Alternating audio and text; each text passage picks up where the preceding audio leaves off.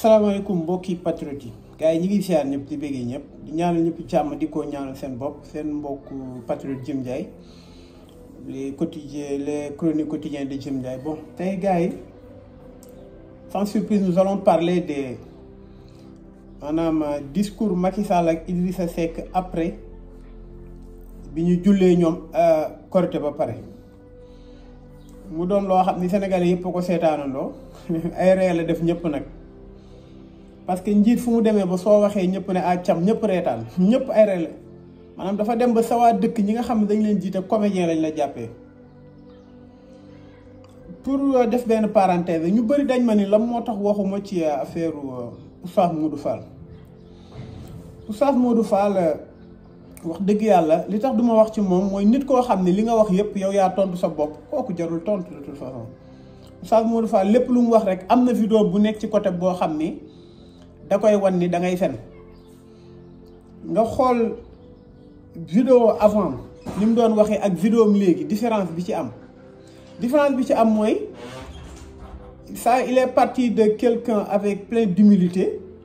ak ku ñàkk jom tellement suy wax da ngay xam ne ku ñàkk jom la maanaam maa tey ku koy wax di def loo xam ne tey leer nañ du yoon nga war a reculer nga ne ah lii kat maa ko wax te waruma ko woon wax bi ma demee waroon naa wax lii même sama président jo waroon naa ko wax li nga xam ni mooy problème sénégalais yi moom li mu wax mooy man daal jot naa président ku mu xamul sa soxla du la ko fajal nga gën a suuxal président c'est-à-dire que kooku jarul tontu de toute façon parce que Italie bi mu nekkoon xam nga tey su problème amee ñun ñi nga xam ne dañuy wax ñu bëri dañuy woo di ñu wax télé bi mu nekk ak Italie bi mu nekkoon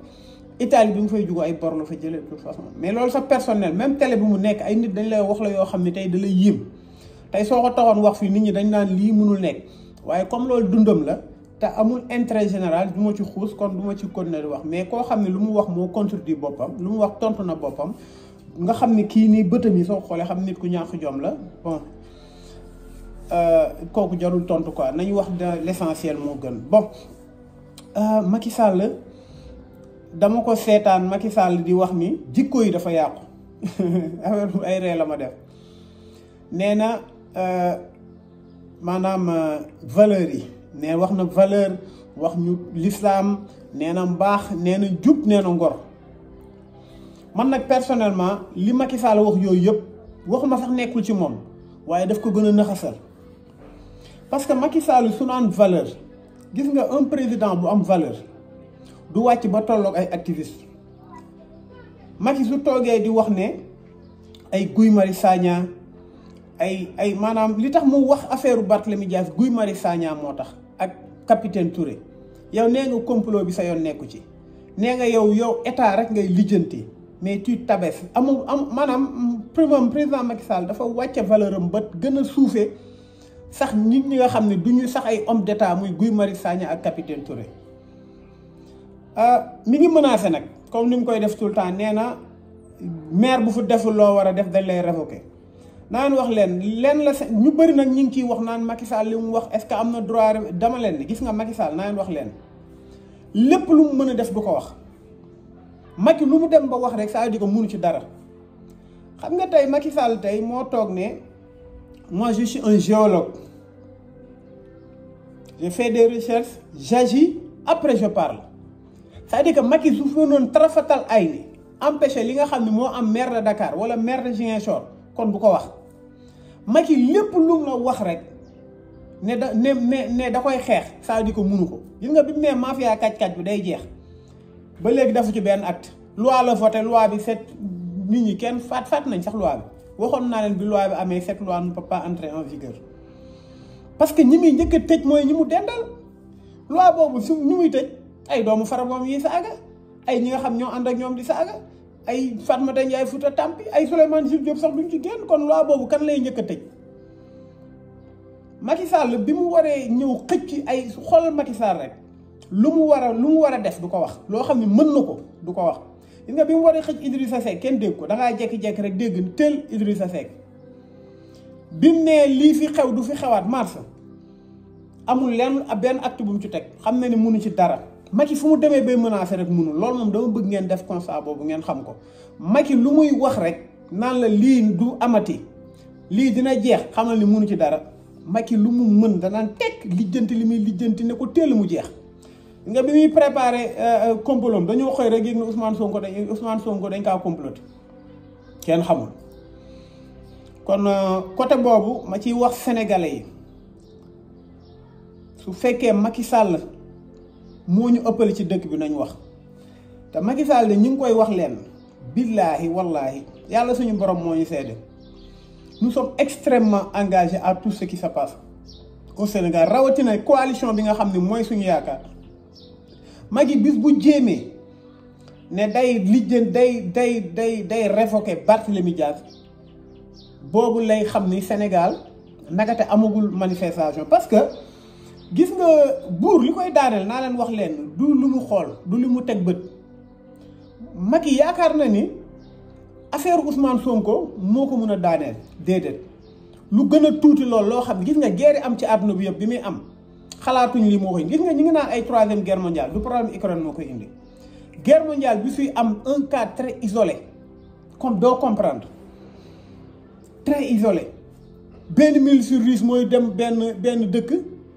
di doon dem par exemple dëkk benn dëkk OTAN ñu jël ko rey ko ki ko rey sax du doon koo xam ni politicien la c'est un malfrat moo koy rey guerre am guerre yi am yépp noonu la amee c'est-à-dire que kon Macky Sall su fekkee bëgg na boppam dëgg na moytu li muy fowee beneen bi mu ne l'islam gis nga Macky Sall fonk Macky Sall l'islam man ku mu neex mun na ko gëm mais man gëwuma ko et j'ai le droit parce que pour man Macky Sall c'est le premier président boo xam ne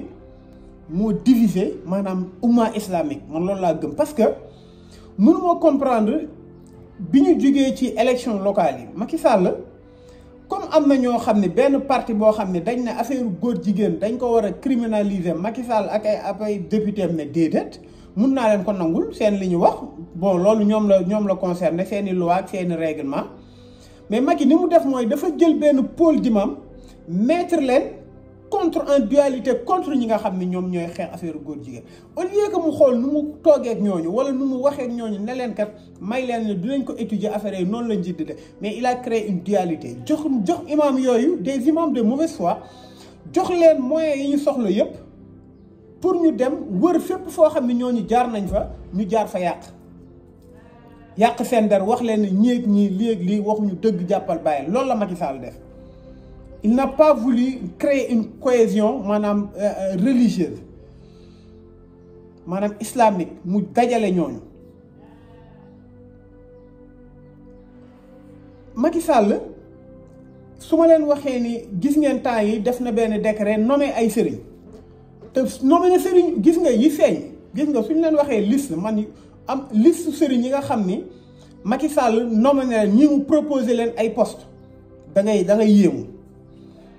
waaye loolu c'est personnel suñu yoon nekku ci en tant que décret bi génnut pour ñun ça nous concerne pas en tant qu'un citoyen Macky Sall le fait que mu fal sax Serigne Modou Kara pour man dafa am lu ko jaaxal mooy premièrement Serigne Moustapha Sy xam Serigne Moustapha Sy il n'a jamais été du côté du pouvoir du ma ne nag il a été du côté de l'opposition mais xam nga dëkk ci taarixu l'islam ci taarixu diine islam wala diine bu mu mën ci doon muy sax chrétien Jésus ay Muhammad sallallahu alayhi wa sallam ku ci nekk tu n'as jamais été du côté du pouvoir xoolal yonent yëpp tu as toujours été du côté de l'opprimé ni nga côté bi nga nekkee mooy ñi nga xam ne ay néegu doole ñi nga xam ne mënuñu ñi nga xam ne dañ leen noot te noot boobu mooy continuer bi léegi Serigne Moustapha Sy si loolu la dox parce que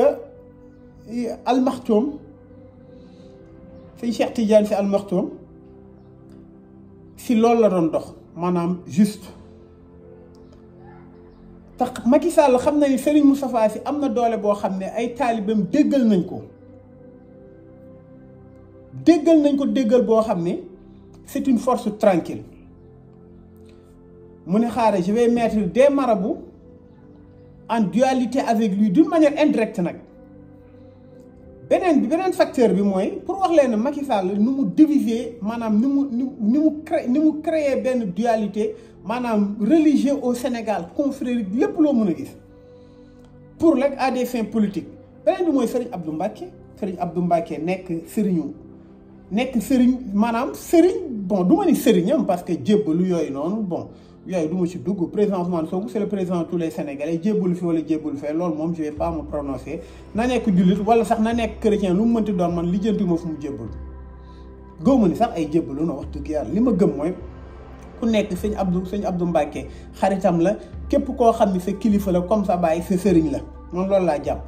sëñ Abdou Mbacké nekk Daaru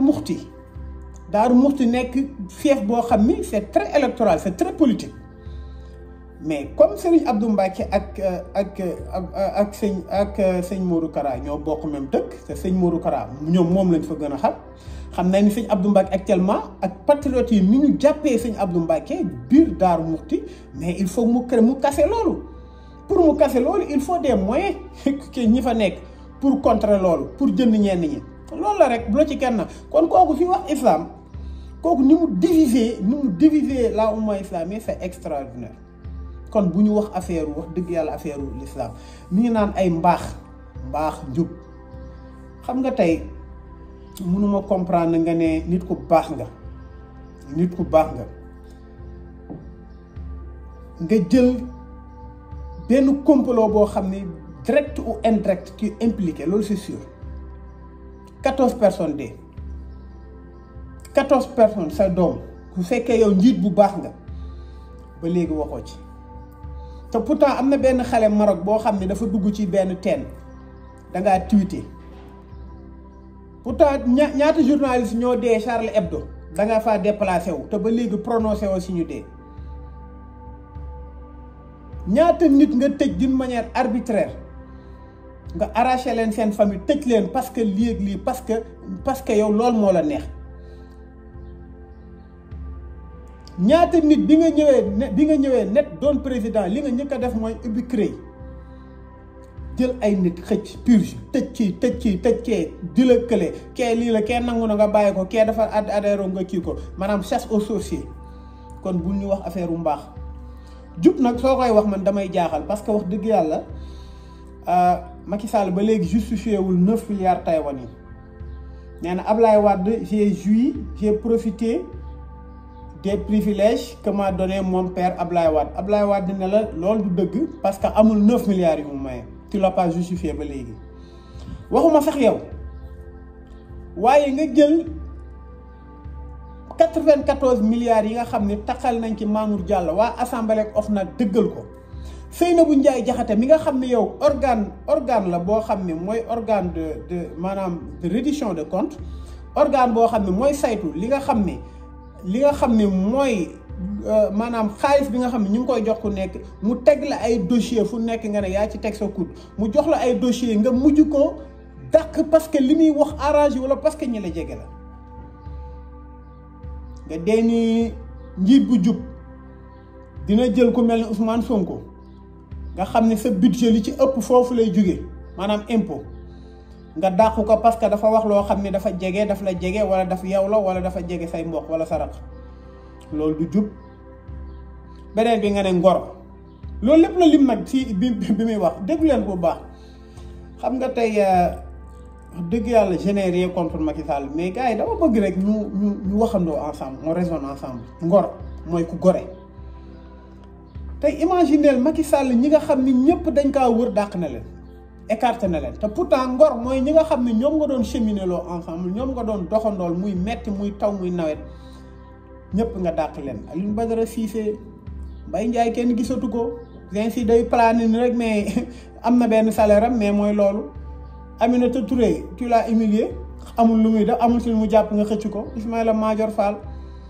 ki ci mujj mooy maanaam nu mu tuddati Moustapha Cissé Lo nga xam ni saaga na ndey ndax yow ñàkk na xaalisam ndax yow sénégalais yi bañ nañ ko ba teg ko ne ndax yow nga jël ko teg ko nële loolooy ngor Khalifa Sall mi nga xam ni moo la jàppale 2012 mais tu n'as pas hésité nga tëj ko Ablaye Wade mi nga xam ne ni nga def moo la ko def moo la fekk nga nekk en immigration mu xëcc la def la ministre def la directeur Petrosen def la ministre def la premier ministre président assemblée nationale nga jël doomam tëj ko ba heure bu la neexee loolooy ngor képp am na ñëpp mun nañ jox leçon Sénégal ba mu des notre président de la République loolu moom dama koy wax léegi tey nee na jikko yaa ngi bëgg a yàqu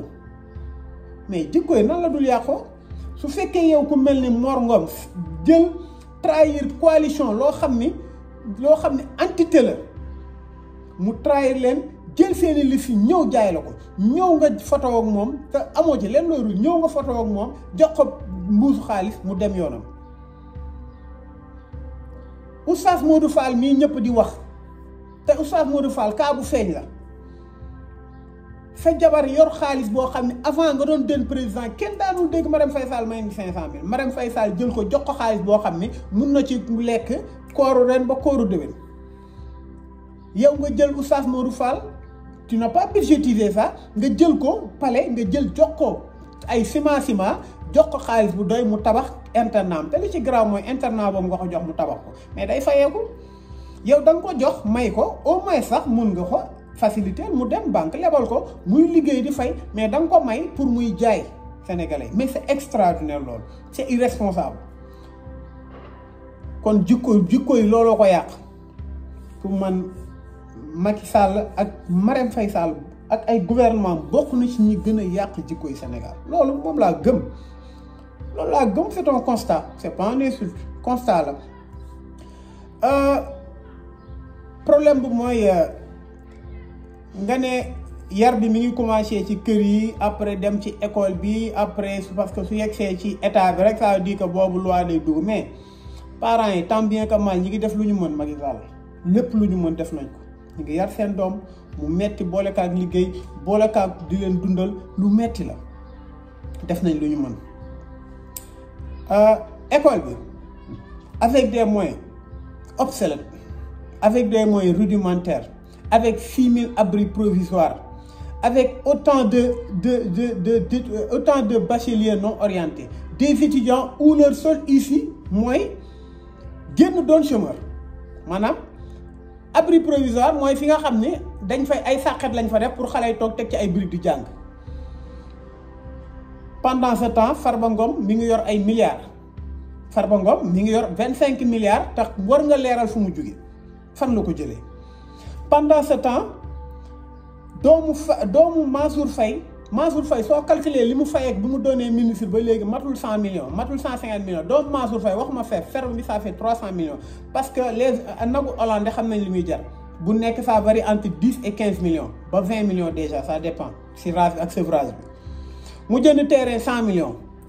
jënd benn ferme wut am benn ferme boo xam ni ça fait plus de 250 millions Mansour Faye salaire am yëpp ak li mu dund soo ko génnee mënul am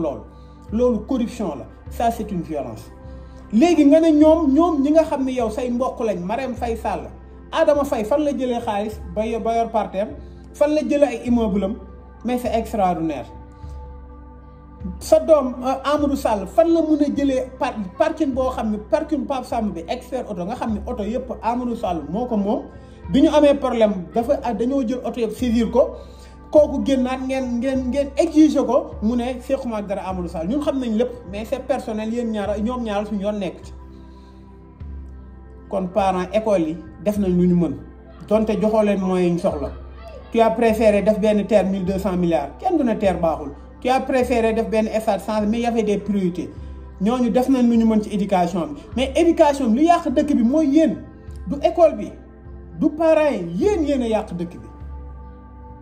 lenn nag dafa am on a combattu Wade dañoo xeex Wade parce que Wade dafa am ay valeurs yoo xam ni daf ko enfreindre il a fait entorse à ses règles les plus élémentaires maanaam wax kàddu toog ne waxeet Wade ñu jël ko xeex ak moom ndax loolu mu ne doomam dafa fal koo xam ni doomam la mu fal ko ay kii stratégie ñu yaakaar ni c'est la monarchisation de notre démocratie ñu xeex loolu mais lépp lu Wade def tu as fait pire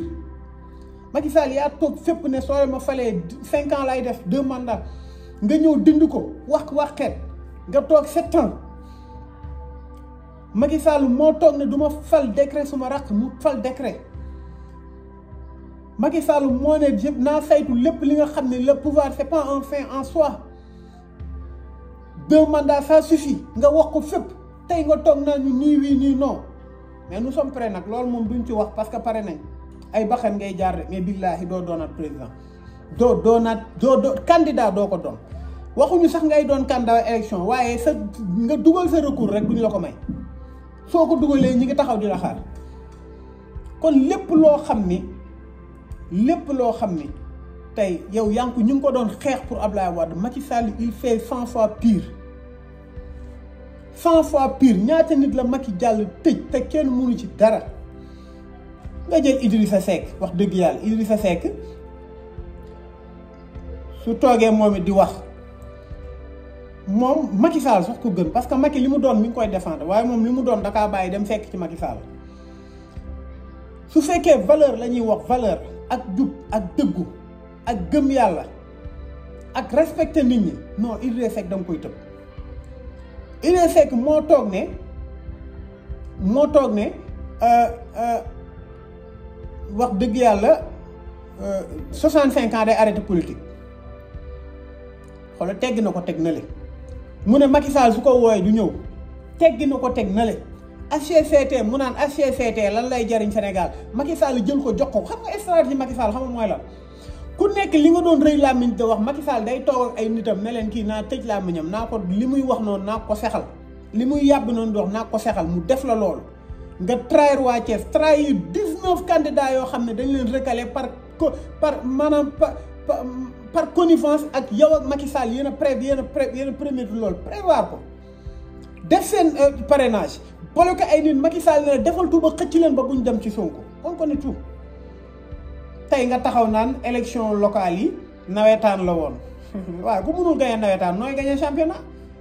it xalaatal baax yow ku mënul gagné nawetaan yow nooy gagné championnat yow kon doo sax dem championnat da ngaa mës a gis saa waay Ousmane Sonko mi ngi Premier League la nekk Ousmane Sonko Premier League mooy Liverpool saa waay Liverpool ak Jaraaf du ñu football kon li ngay wax yëpp waa yow yëpp waa Thiès la da nga yëpp waa Thiès te c'est extraordinaire yàlla xam na ko mais kan moo fi ñëw taxaw te Tidiane la jékki-jékki par des fins politiques mu ñëw ne léegi fas yéene naa doon murid sadiq parce que lan parce que yaakaar nga ni loolu moo lay fal mais yaa ngi nax sa bopp Sénégal du sëriñ mooy fale